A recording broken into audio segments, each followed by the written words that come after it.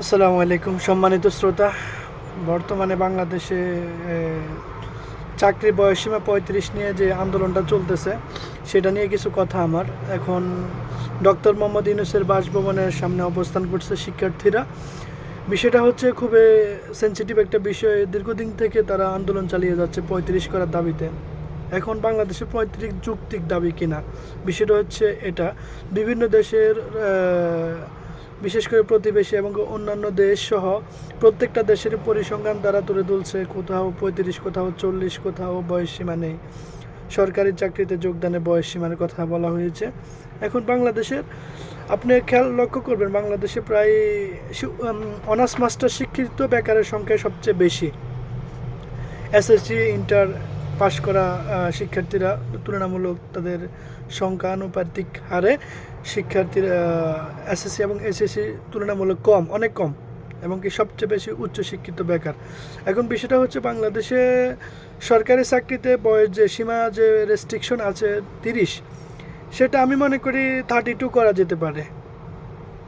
আর ওই দিক দিয়ে রিটার্নের বয়সটা আর 2 বছর কমিয়ে এদিক দিয়ে 2 বছর বাড়িয়ে এটা করা যেতে পারে। আর শিক্ষার্থীরা যে পরিমাণে স্ট্রাগল করতেছে সরকারি চাকরির জন্য, এটা আসলে দুঃখজনক। বিগত সরকার এমন প্রসেস করেছে, সরকারি চাকরিতে স্যালারি বৃদ্ধি করেছে, তাদের ফ্যাসিলিটিস বৃদ্ধি করেছে, হাউস অ্যালাউন্সের সুবিধা দিয়েছে, রেশনের সুবিধা দিয়েছে, এবং কি দুর্নীতি এবং ঘুষ খাওয়ার এক অপরন্ত সুযোগ হচ্ছে বাংলাদেশ সরকারি চাকরি। বাংলাদেশের শিক্ষার্থীরা ক্রেজি, এত পরিমাণে ক্রেজি সরকারি চাকরির জন্য, মনে হয় যে এটা ছাড়া তাদের জীবন চলবে না। আমি মনে করি বর্তমান অন্তর্বর্তীকালীন সরকার চাকরির বাংলাদেশ জনপ্রশাসন মন্ত্রণালয়ের অধীনে এটা সংস্কার করা উচিত। সরকারি চাকরির ফ্যাসিলিটিস কমিয়ে দেওয়া উচিত, অনেক ফ্যাসিলিটিস সুযোগ সুবিধা কমিয়ে দেওয়া উচিত। এবং শিক্ষার্থীরা বিসিএসের পিছনে যে পরিমাণে ধাবিত হচ্ছে, তারা যে পরিমাণে টাইম ওয়েস্ট করতেছে, তাদের লাইফ থেকে গুরুত্বপূর্ণ সময়গুলো চলে যায়। আলটিমেটলি তারা কোনো চাকরি পায় না। শেষ পর্যন্ত তারা সুইসাইড করে, বিভিন্ন এনজিওতে, প্রাইভেট সেক্টরে চাকরি করার চেষ্টা করে। পাবলিক ইউনিভার্সিটির স্টুডেন্ট যারা আছে তারাও তো চাকরি পাচ্ছে না, কারণ তারা বিসিএসের পিছনে ঘুরে ঘুরে সময় নষ্ট করতেছে, অহেতুক সময় নষ্ট করতেছে। একাডেমিক পড়াশোনা বাদ দিয়ে তারা বিসিএসের গাইড বই পড়া শুরু করতেছে সে অনার্স লেভেল থেকে, কিন্তু আলটিমেটলি পর্যায়ে তারা সে বিসিএসের কাঙ্ক্ষিত লক্ষ্যে পৌঁছাতে পারতেছে না। এর মূল কারণ হচ্ছে বিসিএসের লেন্দি একটা প্রসেস, অনেক ডিফিকাল্ট একটা প্রসেস, এবং কি তাদের বাছাইকরণের প্রক্রিয়া সেটা হচ্ছে কয়েকটা ধাপে তারা বাছাই করে। প্রিলিমিনারি ধাপে, রিটেন ধাপে, ভাইবার ধাপে। এই 3টা ধাপ স্টেপে একটা শিক্ষার্থী 2 বছর চলে যায়। আর এগুলো কোয়ালিফাইড করতে মাচ মোর ডিফিকাল্ট। অনেক knowledge, lots of knowledge gain করা লাগে, বিশেষ করে অনেক সময় দেওয়া লাগে। প্রত্যেকটা সেকশন থেকে কোশ্চেন আছে। এখন এগুলো কতটা যুক্তিযুক্ত, এটা হচ্ছে বিষয়। একটা ছেলে সে অনার্স করেছে, মাস্টার্স করেছে, তার একাডেমিক জ্ঞানের প্রতি তার আগ্রহ কমে সে বিসিএসের গাইড পড়তেছে, সে সাধারণ জ্ঞান পড়তেছে, সে ম্যাথমেটিক করতেছে, সে সায়েন্সের বইগুলো, একজন আর্টসের শিক্ষার্থী সায়েন্সের বই পড়তেছে, সায়েন্সের শিক্ষার্থী আর্টসের বই পড়তেছে।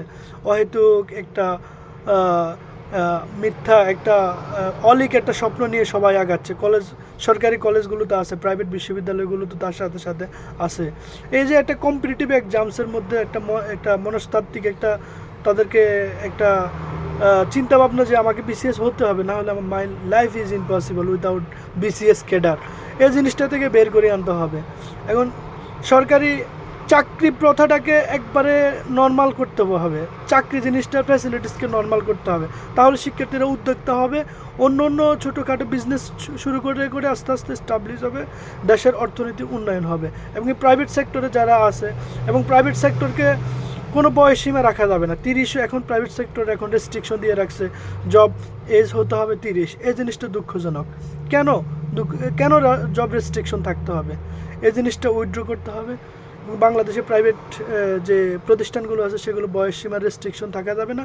আর সরকারি চাকরিতে ফ্যাসিলিটিস কমাই দিতে হবে, তাহলে মানুষ উদ্যোক্তা হবে, প্রাইভেট সেক্টরে যাবে, সরকারি চাকরির জন্য ট্রাই করবে।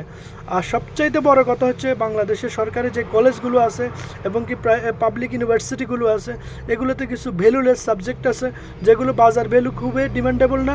একবার বাজার ভ্যালু বলতে একটা শিক্ষার্থী অনার্স মাস্টার্স কমপ্লিট করার পরেও সে রাষ্ট্রবিজ্ঞানে পড়াশোনা করছে অথবা সমাজবিজ্ঞানে বিজ্ঞানে পড়াশোনা করছে, অথবা ভূগোল নিয়ে পড়াশোনা করছে, অথবা হিস্ট্রি নিয়ে পড়াশোনা করছে, অথবা বাংলা নিয়ে পড়াশোনা করছে, এরকম সাবজেক্ট নিয়ে পড়াশোনা করে সে মার্কেটিংয়ে কীভাবে চাকরি করবে? মার্কেটিংয়ের এক্সপিরিয়েন্স তো তার নেই।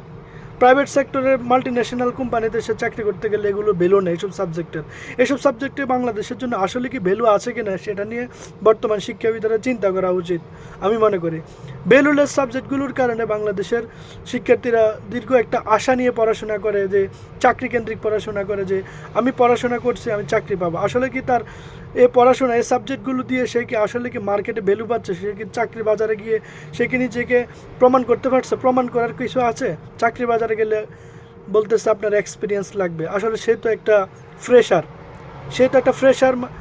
পোস্ট গ্র্যাজুয়েশন কমপ্লিট করা আর গ্র্যাজুয়েশন কমপ্লিট করে একজন শিক্ষার্থী, তার এক্সপিরিয়েন্স আসবে কোথায় থেকে? সে তো কাজ করার সুযোগ পাচ্ছে না, তাহলে তার এক্সপিরিয়েন্স আসবে কোথায় থেকে? আমি মনে করি টেকনোলজি বর্তমান বিশ্বের সাথে তাল মিলিয়ে এবং কি প্রবাসীদের চাহিদা, মানে বহির্বিশ্বে বাংলাদেশ যেহেতু একটা ম্যান পাওয়ার কান্ট্রি, রেমিটেন্স এর উপরে ডিপেন্ড করা একটা দেশ, তাহলে বহির্বিশ্বের বিশেষ করে মিডল ইস্টে বাংলাদেশ সবচাইতে বেশি জনগণ থাকে, সাধারণ মানুষ থাকে। মিডল ইস্টের কাজের বেস করে তাদেরকে ভোকেশনাল শিক্ষা চালু করা যেতে পারে, তাদেরকে পলিটেকনিক্যাল শিক্ষা চালু করা যেতে পারে, প্র্যাকটিক্যাল শিক্ষা চালু করলে তাহলে অর্থনৈতিক উন্নয়নটা সক্রিয় থাকে, আমি এটাই মনে করি। আসসালামু আলাইকুম।